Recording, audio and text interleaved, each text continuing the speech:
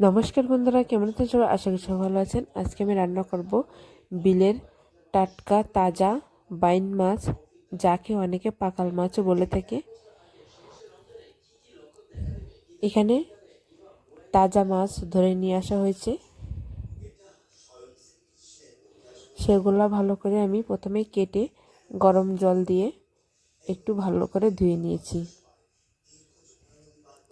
তারপরে আমি লবণ হলুদ মাখিয়ে নেব।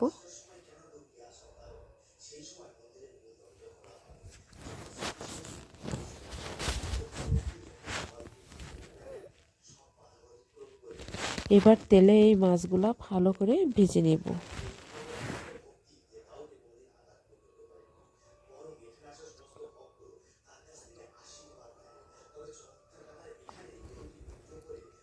এভাবে উলট পালট করে মাছ ভেজে নিয়েছি।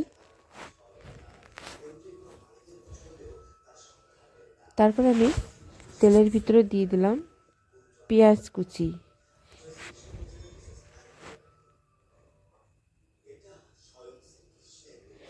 আর এখানে কয়েকটা আলু কেটে নিয়েছি, নতুন আলু। এবার দিয়ে দেবো আদা রসুন বাটা।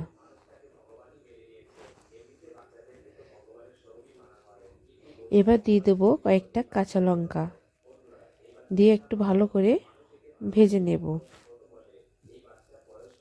ভেজে নেওয়া হয়ে গিয়েছে। এবার আমি দিয়ে দেবো হলুদ গুঁড়া, স্বাদ মতো লবণ, শুকনো লঙ্কার গুঁড়া, তারপর দিয়ে দেবো জিরার গুঁড়া আর মরিচের গুঁড়া দিয়ে মশলাটা আমি রেডি করে নেব। মশলা আমার তৈরি করে নেওয়া হয়ে গিয়েছে। এবার আমি দিয়ে দেবো আলু।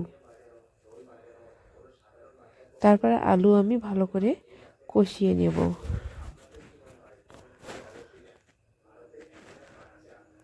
আলু কষানো হয়ে গিয়েছে। এবার আমি দিয়ে দেব জল।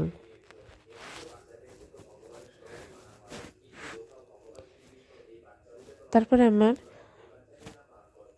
তরকারিটা ভালো করে একটু ফুটে উঠলে মাছগুলা দিয়ে দেব। এই মাছগুলো সিদ্ধ হতে একটু দেরি হয়, এই জন্য আমি আলু আর মাছ একসাথে সিদ্ধ হওয়ার মতো পর্যায়ে দিয়ে দিয়েছি।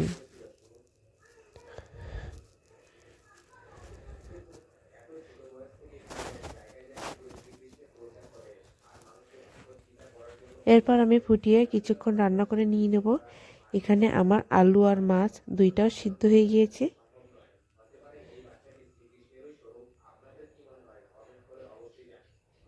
এবার আমি দিয়ে দেবো একটু গরম মশলার গুঁড়া।